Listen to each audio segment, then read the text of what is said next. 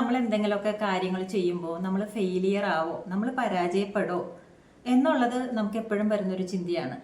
ഇനി പണ്ട് നമുക്ക് അത് ചെയ്യാമായിരുന്നു, ഇത് ചെയ്യാമായിരുന്നു, പണ്ട് ഞാൻ അങ്ങനെ ചെയ്തില്ല, ആ ഒരു ഡിസിഷൻ എടുത്തില്ല, അല്ലെങ്കിൽ അന്നെടുത്തത് ഞാൻ മണ്ടത്തരമായിപ്പോയി, പണ്ട് ചെയ്തിട്ടുള്ള പല കാര്യങ്ങളെ കുറിച്ചിട്ട് നമ്മൾ റിഗ്രറ്റ് ചെയ്തിട്ട് അത് തന്നെ നമ്മളിങ്ങനെ ചിന്തിച്ചുകൊണ്ടിരിക്കും.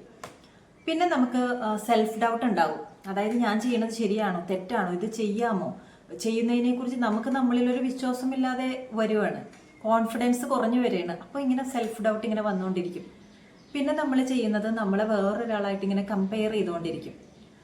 ഞാൻ ഇവിടത്തോളം എത്തിയിട്ടുള്ളൂ, അവരൊക്കെ കണ്ടില്ലേ, അവരൊക്കെ നല്ല അടിപൊളിയായിട്ട് പോകുന്നു, എനിക്ക് ഇത്രയൊന്നും ചെയ്യാൻ പറ്റുന്നില്ല, എന്നെ ഒന്നിനും കൊള്ളില്ല, എന്നെ ആർക്കും ഇഷ്ടമില്ല, എന്നെ ആരും സ്നേഹിക്കുന്നില്ല, ഞാനത്ര പോരാ.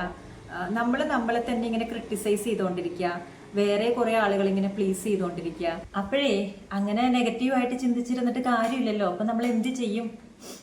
നമ്മളുടെ മൈൻഡിനെ നമുക്കൊന്ന് ഡീക്ലട്ടർ ചെയ്യണം. അതായത് ഒരു വീടിനെ ഡീക്ലട്ടർ ചെയ്യുക എന്ന് നമ്മൾ കേട്ടിട്ടുണ്ടല്ലേ. അതായത് വീട്ടിൽ ഇങ്ങനെ എല്ലാ സാധനങ്ങളും ഇങ്ങനെ നിറഞ്ഞു കിടക്കുകയാണ്, ആവശ്യമുള്ളതുണ്ട് ആവശ്യമില്ലാത്തതുണ്ട്, വീട്ടിൽ നിറച്ച് ഫർണിച്ചറാണ്, അത് വീട് ഫുൾ ഇങ്ങനെ കിടക്കുകയാണ്. അപ്പോൾ അതിനെങ്ങനെയാണ് നമ്മൾ ഡീക്ലട്ടർ ചെയ്യുന്നത്? അതായത് ആവശ്യമുള്ളതിനെ നമ്മൾ തിരഞ്ഞെടുക്കും, ആവശ്യമില്ലാത്തതിനെ മാറ്റും. ഇനി ആവശ്യമുള്ളതിനെ നമ്മൾ അടുക്കി പെറുക്കി വെക്കുമ്പോൾ നമുക്ക് അത് ഉപയോഗിക്കാൻ പറ്റും, യൂസ്ഫുൾ ആയിരിക്കും. ഇതുപോലെ മൈൻഡിനെ നമുക്ക് എങ്ങനെ ഡീക്ലട്ടർ ചെയ്യാൻ പറ്റും? മനസ്സിൽ ഒരുപാട് ചിന്തകളുണ്ട്. അതായത് ഈ ഫർണിച്ചർ ആവശ്യമുള്ളതും ഇല്ലാത്തതും ഇങ്ങനെ വീട് നിറഞ്ഞു കിടക്കുമ്പോൾ നമുക്ക് ഒരു സ്ഥലത്തും ഒരു ഫർണിച്ചർ ഉപയോഗിക്കാനും പറ്റുന്നില്ല, ഒരു സ്ഥലത്തും നമുക്ക് നടക്കാനും സ്ഥലവുമില്ല.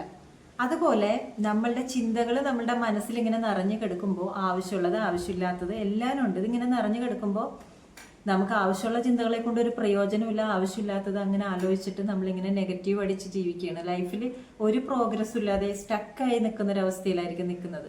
അപ്പോൾ മനസ്സിനെ നമ്മളൊന്ന് ശുദ്ധീകരിക്കണം.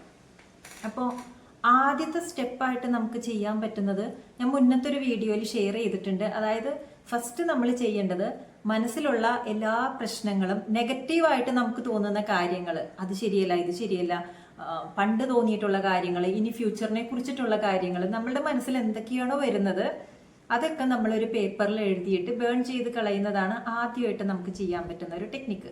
ഇത് ആർക്ക് വേണമെങ്കിലും എപ്പോൾ വേണമെങ്കിലും ആരുടെ ഹെൽപ്പ് ഇല്ലാതെയും ചെയ്യാൻ പറ്റും. രാത്രി ഉറങ്ങാൻ പോകുന്നതിന് മുൻപ് ചെയ്യുകയാണെങ്കിൽ കുറച്ചും കൂടി നല്ലതാണ്. ശാന്തമായിട്ടിരുന്ന് ചെയ്യാനായിട്ട് ശ്രമിക്കുക. അപ്പോൾ ആദ്യം നമുക്ക് അങ്ങനെ, അതായത് വീട് നമ്മളിങ്ങനെ അടിച്ചു വാരൂലേ, അതുപോലെയാണ് നമ്മൾ ഈ ആവശ്യമില്ലാത്ത കാര്യങ്ങളൊക്കെ ഇങ്ങനെ, വീട്ടിൽ ആവശ്യമില്ലാത്ത സാധനങ്ങളാണല്ലോ നമ്മൾ അടിച്ചു വാരി പുറത്തോട്ടെടുത്ത് കളയുന്നത്. അതുപോലെ മനസ്സിൽ വേണ്ടാത്ത കാര്യങ്ങളൊക്കെ നമ്മൾ പേപ്പറിലോട്ട് എഴുതിയിട്ട് ബേൺ ചെയ്ത് കളയുന്നൊരു പ്രോസസ്സ് നമുക്ക് ആദ്യം ചെയ്യാവുന്നതാണ്.